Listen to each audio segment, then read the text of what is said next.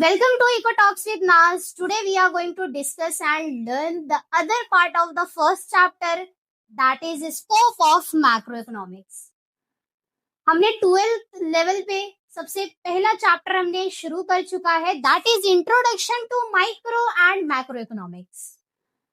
In the previous sessions we must have seen the first part, that is microeconomics. बहुत ही simple way में, as you know that simplicity is our main motto. Micro economics की journey में हमने देखा सबसे पहला उसके scopes या कहे सब्जेक्ट मैटर या कवरेज, उसका नेटवर्किंग कहां कहां तक है। उसके बाद हमने बहुत ही सिस्टमैटिकली माइक्रो इकोनॉमिक्स के फीचर्स या कहे पिक्यूलैरिटीज या कहे कैरेक्टरिस्टिक्स ऑफ माइक्रो इकोनॉमिक्स। उसके बाद हमने माइक्रो इकोनॉमिक्स के इंपॉर्टेंस को बहुत ही डिटेल में स्टडी किया। आज के जो लेक्चर्स में हम शुरू करने वाले हैं, आज से जो हम इकोनॉमिक्स की जर्नी जो शुरू करने वाले हैं, दैट इज मैक्रो इकोनॉमिक्स।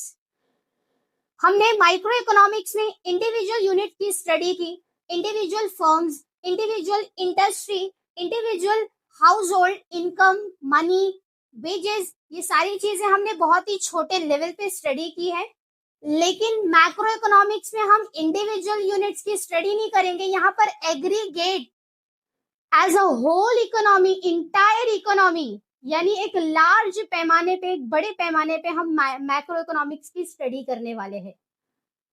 तो आइए आज के सेशंस में हम स्कोप ऑफ मैक्रो इकोनॉमिक्स देखने वाले हैं बहुत ही डिटेल में। और हमने देखा है कि इकोनॉमिक्स का जो फादर है एडम स्मिथ, उसने इकोनॉमिक्स की टर्मिनोलॉजी और कॉन्सेप्ट थियोरी को बहुत ही डीपली और सिस्टमैटिकली किस तरह हमें बताया है। और इसी इकोनॉमिक्स को 2 पार्ट्स में कैटेगराइज करने वाले the modern economist Ragnar Frisch in the year 1933, उसने ये आइडिया कॉइन किया। इकोनॉमिक्स की 2 ब्रांच है, एक micro economics and the second one is macro economics. Macro economics में हम लार्ज एग्रीगेट की स्टडी करने वाले हैं। इसका स्कोप्स देखते हैं कहां कहां तक है, इसका नेटवर्क, इसका सब्जेक्ट मैटर क्या है। So we are going to discuss one of the most important branches of economics, that is macroeconomics. Every day we hear news about inflation, unemployment, economic growth, rising prices and government policies. But have you ever wondered who studies all these issues together? The answer is macroeconomics. It helps us understand economic decisions which affect the lives of million people. By the end of this lecture, you will not only understand the meaning and scope of macroeconomics, but also see its connections with the real life economic events around us.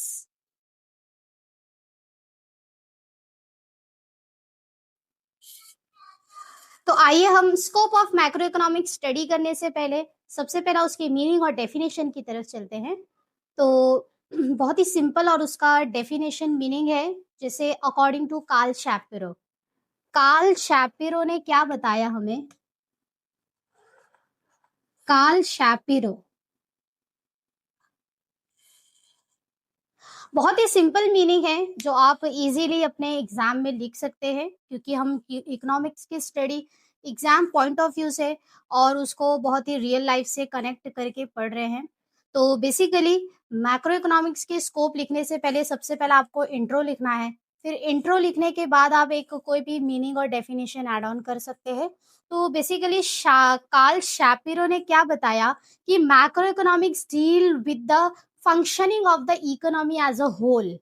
Yani macroeconomics is like a doctor examining the health of the entire economic country. Just as a doctor checks heartbeats, blood pressure, temperature, but economists check employment level, investment level, economic growth, inflation, national income, पूरे देश का income एक economics check करता है to determine whether the economy is facing problem और economy is healthy. तो आइए scope of macro economics की तरफ चलते हैं, which is categorised under 4 parts. First, theory of income and employment. Second, theory of general price level, third theory of growth and development, and fourth that is theory of distributions. ये चारों theory को हम बहुत ही deeply understand करने वाले हैं। तो आइए सबसे पहली थियोरी की तरफ चलते हैं, that is theory of income and employment. So basically theory of income and employment ये मैक्रो इकोनॉमिक्स का बहुत ही एसेंशियल, बहुत ही इंपॉर्टेंट एरिया है। तो मैक्रो इकोनॉमिक्स का बहुत ही एसेंशियल एरिया है। तो इस थियोरी में हम स्टडी करने वाले हैं किसी भी कंट्री, किसी भी नेशंस का नेशनल इनकम, यानी उस देश का इनकम और एम्प्लॉयमेंट कैसे डिटरमाइन होता है।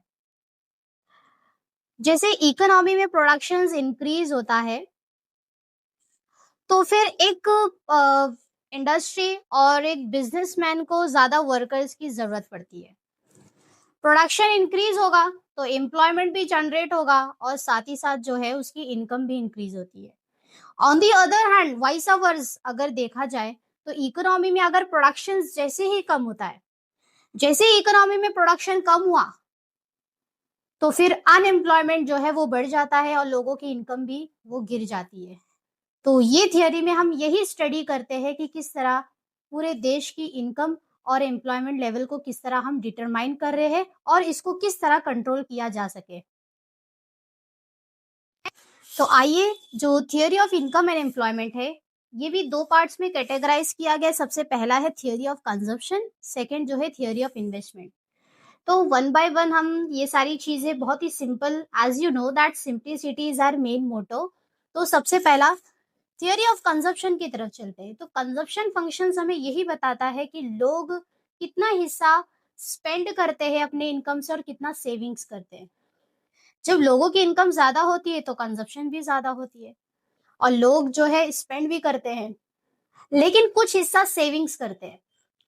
इकोनॉमिस्ट यही कंज्यूमर बिहेवियर को स्टडी करता है कि इकोनॉमी की जो फ्यूचर डिमांड को वो प्रिडिक्ट करता है, अंदाजा लगाता है कि जब लोग ज्यादा डिमांड करेंगे, लोग ज्यादा स्पेंड करेंगे तो डिमांड जो है वो बढ़ेगी और फिर मार्केट में उसका प्रोडक्शन भी ज्यादा होगा।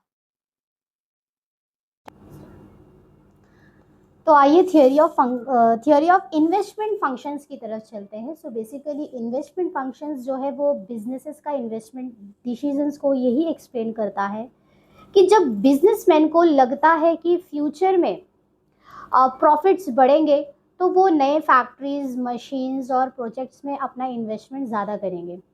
इससे प्रोडक्शंस और एम्प्लॉयमेंट दोनों ही इंक्रीज होती है। लेकिन अगर फ्यूचर में अनसर्टेन या फिर ऐसा कोई इकोनॉमी हमारी वीक हो गई तो इन्वेस्टमेंट कम हो जाती है।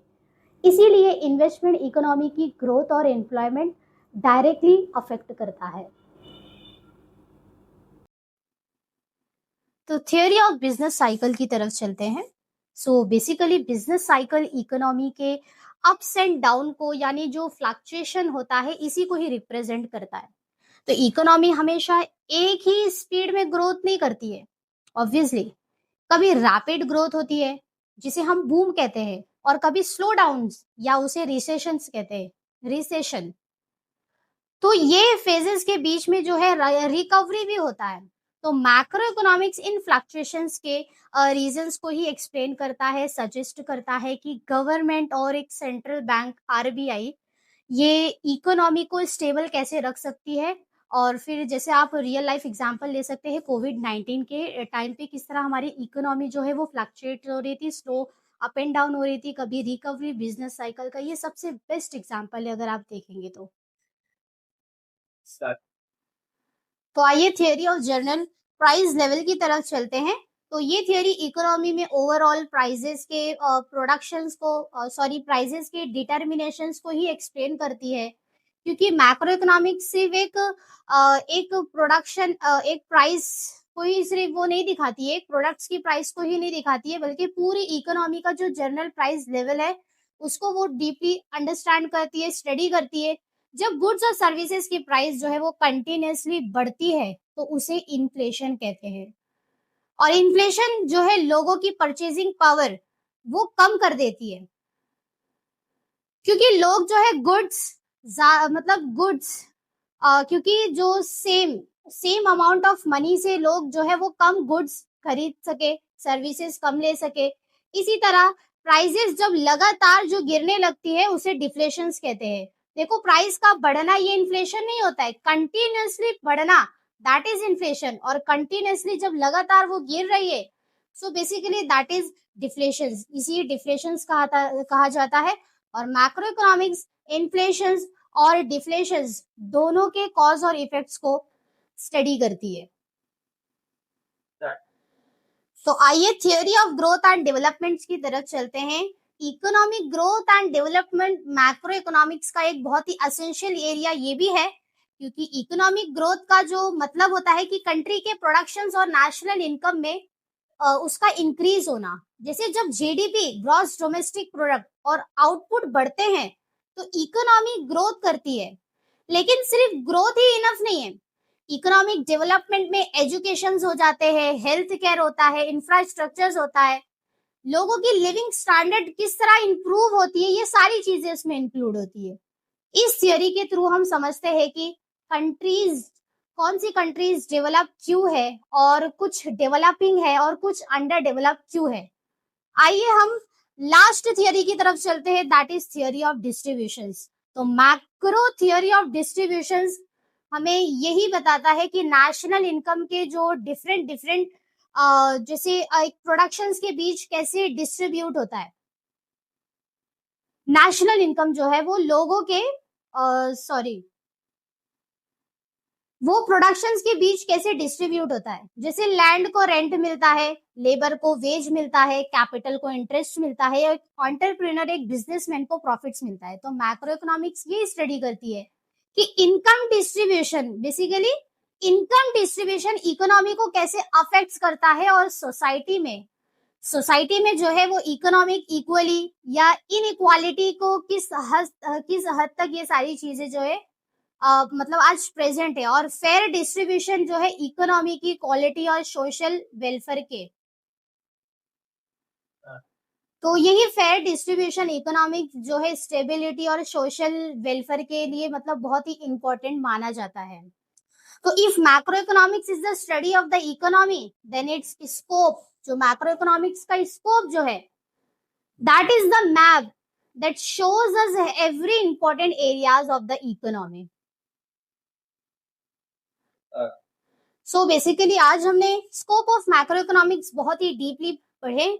आने वाले लेक्चर्स में हम और सिस्टमैटिकली पढ़ने वाले हैं, बहुत ही डीपली हम अंडरस्टैंड करेंगे। हमने चारों थियोरी को बहुत ही डिटेल में देखा, theory of investment, theory of consumptions, business cycles, inflation, deflation, ये सारे थियोरी कॉन्सेप्ट्स और ये सारे टर्मिनोलॉजी को हम और भी डिटेल में स्टडी करेंगे।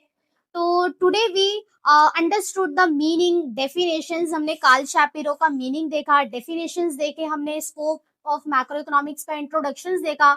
सो we studied how macro economics studies national income, पूरे देश का income, employment, inflation, growth, development and income distributions.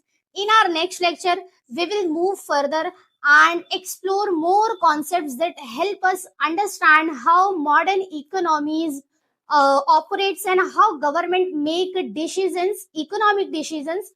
So thank you everyone, and I look forward to seeing you in the next session.